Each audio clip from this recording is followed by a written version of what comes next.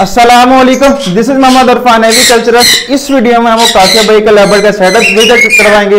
इनके पास माशाल्लाह से 110 पेड़ लगा हुआ है लेबर के डिफरेंट मोटेशन में। अगर आपने इस वीडियो का पार्ट 1 नहीं देखा, पार्ट 1 जाके लाजमी देखिए। इसमें हमें काशिफ भाई छोटा सा इंटरव्यू लिया हुआ है, वहां पर उन्होंने बहुत इंपॉर्टेंट इन्फॉर्मेशन प्रोवाइड की लेबर फार्मिंग के अबाउट। आए विजिट करते हैं काशिफ भाई का लेबर का सेटअप।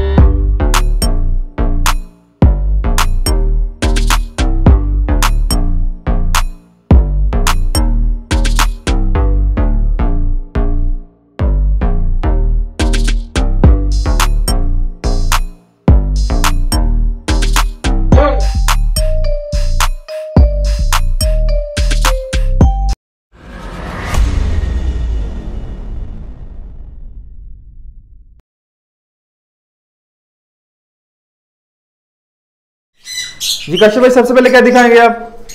सबसे पहले आपको जो है वो फिशरी में डन फेलो दिखाते हैं। जी जी ठीक है। इसमें जो है वो पार्ब्लू डन फेलो की फीमेल है और डीडी ब्लू ऑफलाइन का मेल है। ठीक है। काशिफ भाई, आपका ब्रीडर पेड़ है ना? नहीं, ये इस साल की पेयरिंग है और इंशाल्लाह ताला इसमें जो है ना वो ऑफलाइन स्प्लिट डन फेलो के जो है वो चिक्स आएंगे। ये जो है टर्क्वाइज या blue one blue two split offline split pale fellow का मेल है और green opaline split pale fallow split blue पार्ब्लू की है ना। और काशिफ भाई, इनकी रिजल्ट क्या आएंगे? क्योंकि ये दोनों स्प्लिट्स के हैं, इसके अंदर जो है ना वो विजुअल चिक्स भी आएंगे जो ऑफलाइन पेल फेलोज के होंगे और पॉसिबल पेल फेलोज के जो ब्लैक आइज आएंगे वो पॉसिबल पेल फेलोज में चले जाएंगे, ऑफलाइन पॉसिबल पेल फेलो। ये blue one blue two pale fellow का मेल है और वाइल्ड टाइप्स जो हैं वो मेरी 2 साल पहले मैंने इंपोर्ट किए थे बर्ड्स। तो इंशाल्लाह नीचे चलते हैं तो मैं आपको मज़ीद वाइल्ड टाइप दिखाऊंगा कि इस पेयरिंग का मकसद ये है कि बर्ड के साइज़ और फीचर्स इन्हेंस करना, साइज़ बढ़ाना। आगे आ जाएं। ये पेयरिंग है green pale fallow split blue पार्ब्लू की हैन है और पार्ब्लू ऑफलाइन का मेल है।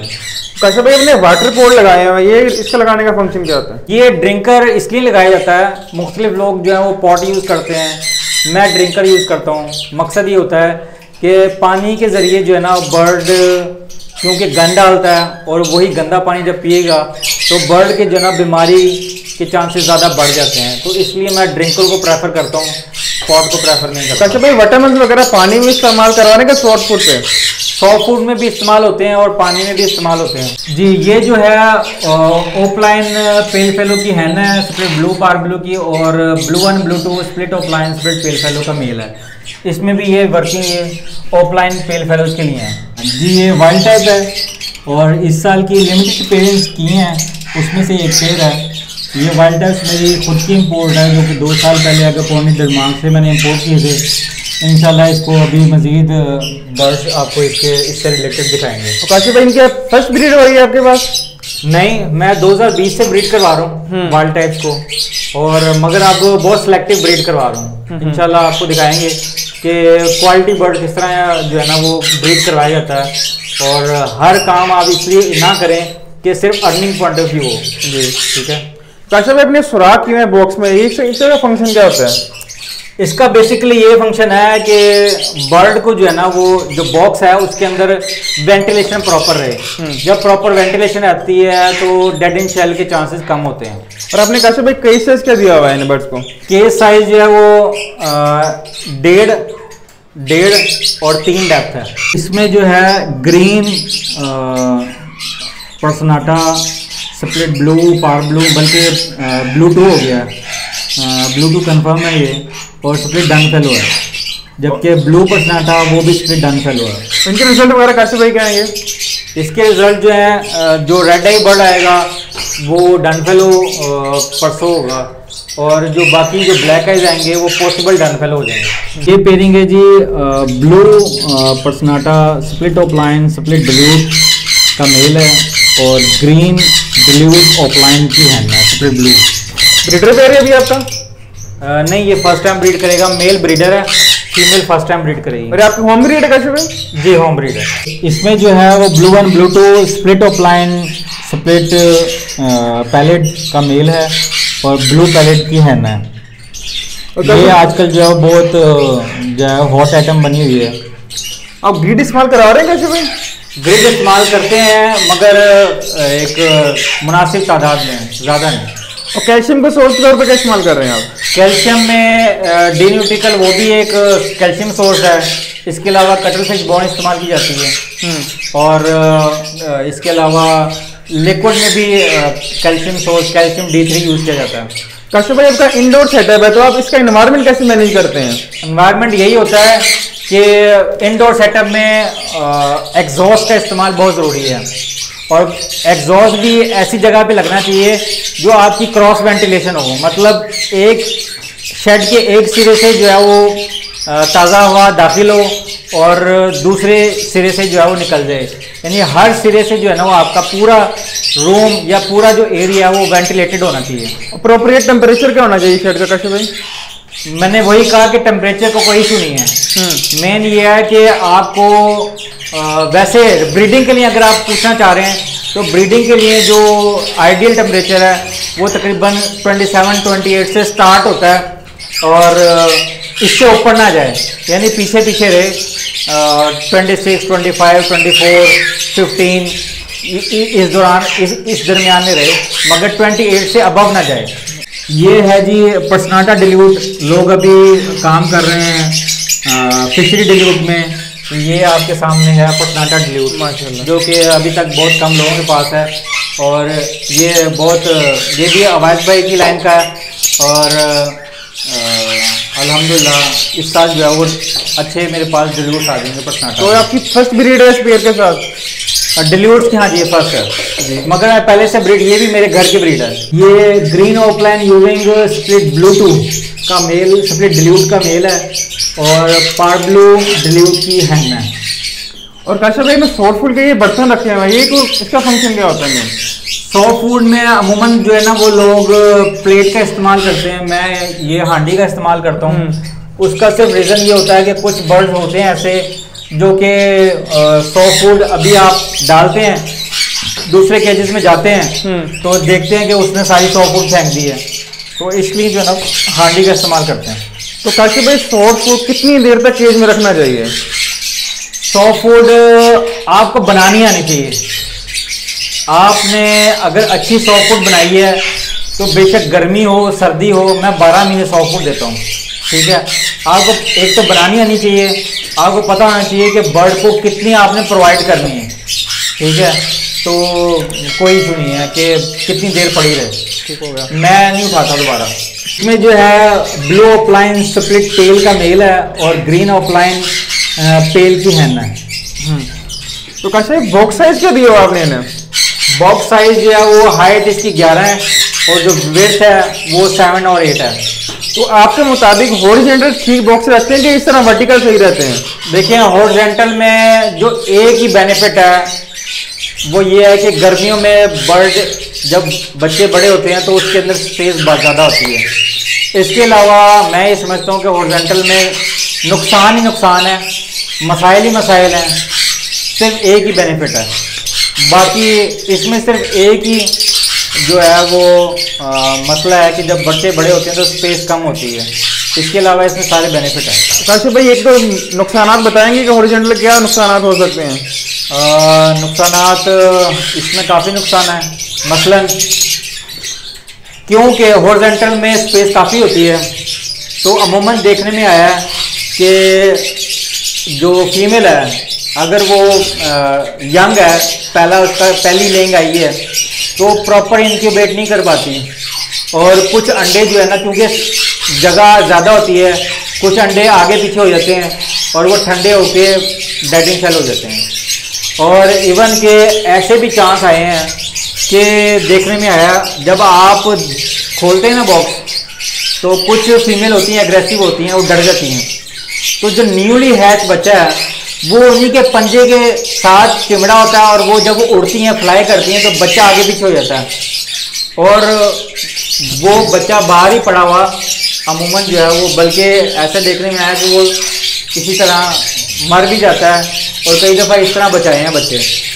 इसके अलावा जब बच्चा थोड़ा बड़ा हो जाता है, थोड़ा आगे पीछे होने जोगा हो जाता है, तो क्योंकि जगह ज़्यादा होती है तो बच्चा कहीं आगे पीछे हो जाता है, और पेरेंट्स उसको फीड नहीं करवाते, बच्चा इस तरह एक्सपायर भी होता है और बच्चा कमज़ोर भी होता है। तो ये चीज़ें हैं। तो काशिफ भाई मेन कुछ रीज़न आता है, कुछ फीमेल अपने बच्चों को फीड नहीं करवाती, बच्चों को मार देती है, उन फीमेल का क्या सोल्यूशन कर सकते हैं? देखें, इसके अंदर काफ़ी रीज़न आए थे। जो सबसे बड़ा रीज़न है कि आप जो फीमेल है जो बच्चों को मार रही है, पाल नहीं रही, वो बेसिकली हीट पे आई है, ठीक है। तो काम ये चाहिए कि जब बर्ड जिनसे आपने बच्चे चिक्स पलवाने हैं, तो उनको ओवरडोज विटामिन सी ना करें, ताकि वो कूल रहें और सुकून से जो है बच्चे पाल सकें। ये है ग्रीन ऑफलाइन पर्सनाटा स्प्लिट डिल्यूट और स्प्लिट ब्लू पार्ब्लू। ये पर्सनाटा के ऊपर वर्किंग चल रही है, और मैं इसलिए कहता हूँ कि मल्टीपल वर्क करना चाहिए। लोग अभी डिल्यूट के ऊपर काम कर रहे हैं, हम पर्सनाटा में कहाँ तक जो है अल्हम्दुलिल्लाह पहुँच चुके हैं, अल्लाह की करम नवाज़ी है। और ये आपका शो बर्ड है काशिफ भाई? हाँ जी, शो बर्ड, ये देखें, ये भी शो बर्ड है, ठीक है। इस दफ़ा इसको भी जो है ना वो लेकर जाना है। बहुत अच्छा स्टांस है, बहुत अच्छे जो है ना फीचर्स में बर्ड है ये, और इंशाल्लाह ताला इसको भी लेकर जाएंगे। कुछ वाइल्ड टाइप्स के हैं, वो भी मैं अभी आपको दिखाता हूँ। कश्यप भाई, जब हमने बर्ड शो में लेके जाना तो उसमें मेन पॉइंट कौन से देखने पड़ते हैं? देखें, जो म्यूटेशंस है, जिस म्यूटेशन का बर्ड आप लेकर जा रहे हैं, वो अपने तमाम फीचर्स को इन्हेंस करता हो, ठीक है। एक तो उसकी बर्ड की बॉडी लैंग्वेज, उसका स्टांस है, मगर बिलफर्ज अगर आप ऑफलाइन लेकर जा रहे हैं, तो ऑफलाइन में जो मेन चीज़ है, सबसे ज़्यादा जो कंसीडर की जाती है, वो बॉडी मार्किंग है, जिसको फिश स्केल मार्किंग कहा जाता है। इसकी मैं अभी आपको दिखाता हूँ फिश स्केल मार्किंग क्या होती है। ये देखें, ये है फिश स्केल मार्किंग, ठीक है। अमूमन ब्लू और वायलेट में जो है ना वो ये नज़र नहीं आती, मगर ये बहुत अच्छा बर्ड है जिसमें बड़ी अच्छी ही जो है ना वो बॉडी मार्किंग, इसकी फिश स्केल मार्किंग बहुत प्रोमिनेंट है। इंशाल्लाह ये भी शो बर्ड है, इंशाल्लाह इसको भी लेकर जाएंगे इंशाल्लाह। तो काशिफ भाई, जब हम शो में बर्ड लेके जाते हैं, वो मेल लेके जाएंगे फीमेल लेके जाएंगे? नहीं, कोई भी होना चाहिए, मेल फीमेल से मुराद नहीं है, मगर वो बर्ड अपने फीचर्स में जो है ना वो सही। और काशिफ भाई, कितनी एज का होना चाहिए तकरीबन? उस पर भी डिपेंड नहीं करता, मगर ये ज़रूर है कि जो एडल्ट बर्ड है वो जाहिर है वो ज़्यादा अपनी फीचर्स क्लियर कर चुका होता है, अपने स्टांस में आ चुका होता है। जो जाहिर है अगर आप कुछ 3-4 महीने का बच्चा लेकर गए हैं, तो उसकी जो है ना वो इतना उसके फीचर्स इंप्रूव नहीं होते, तो बेहतर यह है कि एडल्ट बर्ड अगर जाए तो वो ज़्यादा बेहतर है। तकरीबन कितनी है? 1 साल का होना चाहिए? हाँ, तकरीबन जो है वो 9-10 माह का तो लाजमी होना, जिसमें वो 1-2 मोल्ड जो क्लियर कर जाता है। ये देखें, ये मैंने एगोपोर्निस डेनमार्क से 3 पेयर्स इंपोर्ट किए थे 2020 में। तो अल्हम्दुलिल्लाह मैं 2 साल से इसको ब्रीड करवा रहा हूँ, और सिलेक्टेड ब्रीड करवा रहा हूँ, ठीक है। आप ये देखें, इस बर्ड का साइज़ देखें, ठीक है।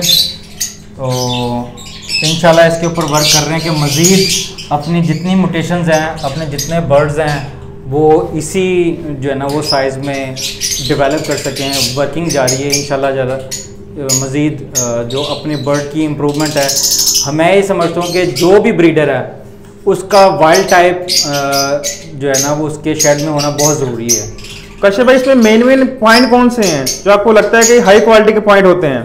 देखिए इसकी जो मास्किंग है, ठीक है, इसके जो फीट कलर है, इसका जो इसकी जो नेक है, ठीक है, ये सारी जो है ना पूरी एक आप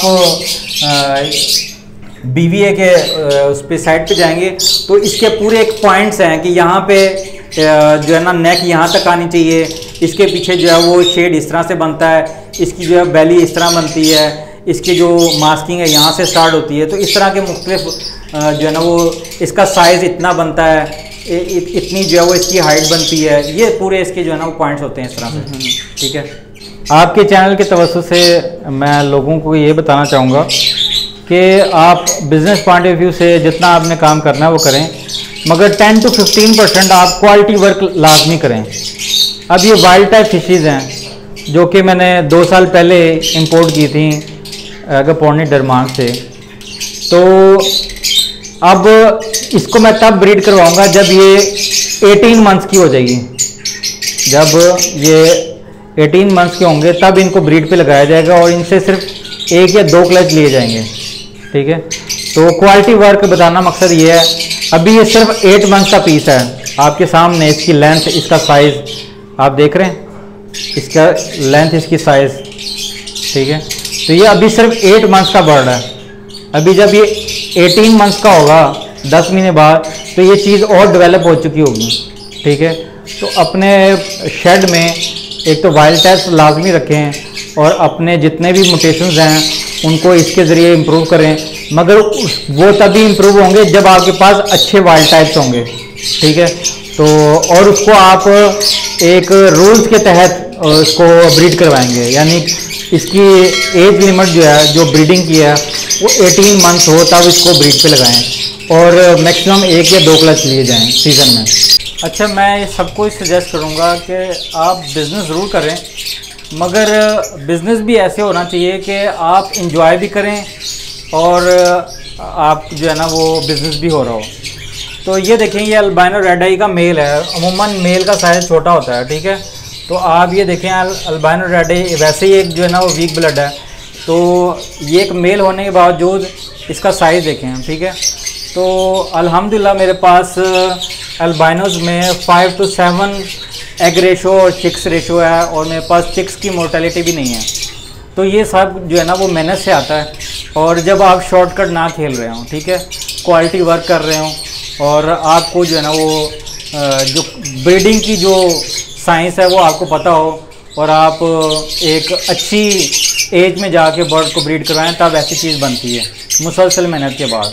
चलें कश्यप भाई, बहुत शुक्रिया, आपने माशाल्लाह सेटल करवाया, बहुत मज़ा आया। अल्लाह आपको तरक्की दे। Thank you so much. अल्लाह हाफिज़। अल्लाह हाफिज़।